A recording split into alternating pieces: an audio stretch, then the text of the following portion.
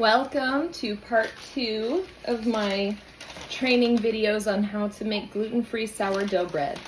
So what's going on right now is I have my oven preheating to 425 and it's a convection bake oven. So if you do not have convection, I would set it to 400. Start with that and see how it goes. We have our sourdough mixture, and this was supposed to sit in the fridge for 8 hours, but I was at Pepperdine yesterday helping my kids, so it has sat in the fridge for 30 hours, something like that, but it should be fine. We'll see. Don't be too worried about exact things in this process. I have this beautiful bread pan, and there is a link for this on my page.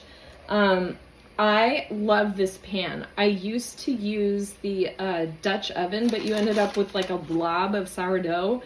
This makes it come out in a perfect shape, and it cooks it really well. There are holes in the bottom, and since sourdough that is gluten-free is more loose than the non-gluten-free kind, I like to just put a piece of parchment paper in the bottom, like that. So I'm just gonna set it down here.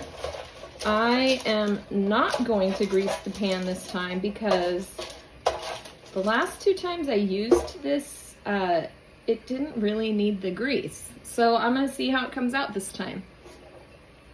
I have my spatula, my pan is lined, my oven is heating, and I am going to start just gently scraping down the sides here to get this dough to come out.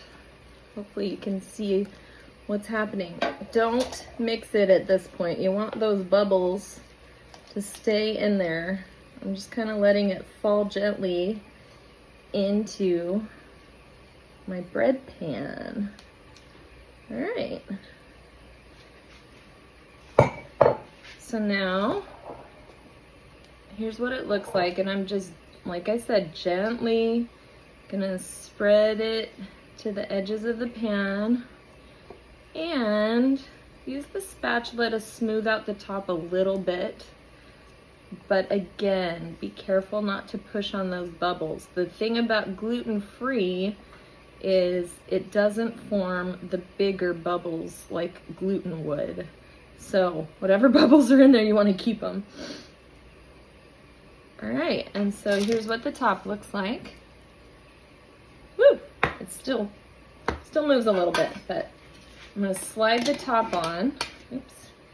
And we are going to cook this at 425 degrees in a convection oven. So again, 400 if it's not convection, for about 40 minutes. And then I'm gonna take the top off, and I'll make another video at that point. One more little side note is to make sure that your oven is preheated completely before you put your bread in. And here it goes. See you guys in 45 minutes.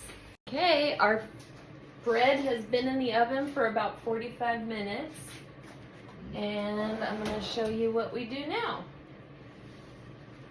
So I am going to take it out of the oven and just take the cover off, and I'm going to show you what it looks like. See, it's setting up nicely. It rose. It's looking good. And I'm just going to leave it in the pan and put it back in for about 20 minutes, and I'll check it at 20. So it's been about 15 to 20 minutes since I took the top off, and I think I want to cook it a little bit longer, but I want to take it out of the tin. Okay, so in the past, I haven't had a hard time getting the bread to come out of the pan, but you might remember that I did not use oil this time. Look at that! Why does that make me so happy? For now, I'm going to leave the paper on the bottom. I am going to put this bad boy back in the oven. It's getting nice and crunchy. You hear that? It's pretty much done baking through. I just want to make sure it gets a little bit more color on the top. I'm going to put it directly on the rack.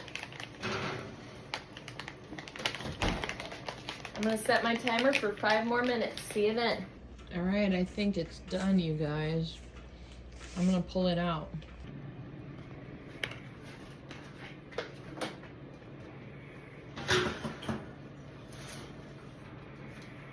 It likely won't get as brown as other bread, but the crust is so good, you guys.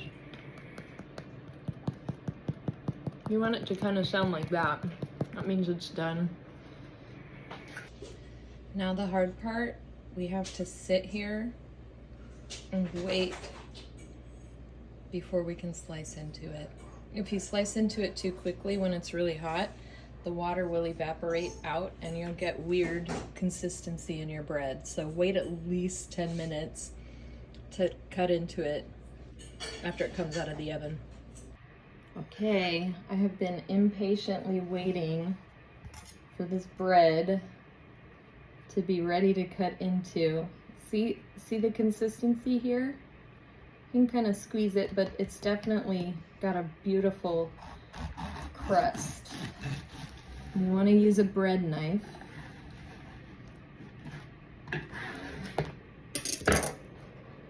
Look at that.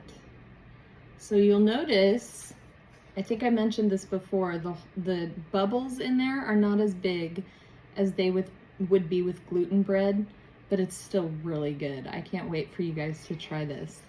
So I'm gonna put some butter on it, and I am gonna dig in. And y'all are gonna be jealous. You're gonna have to go make it. Look at this cute plate too. I got these from Amazon and I'm in love with them. Okay. I like a lot of butter on my bread. We'll just start with that for now. I might need to add a few more pats.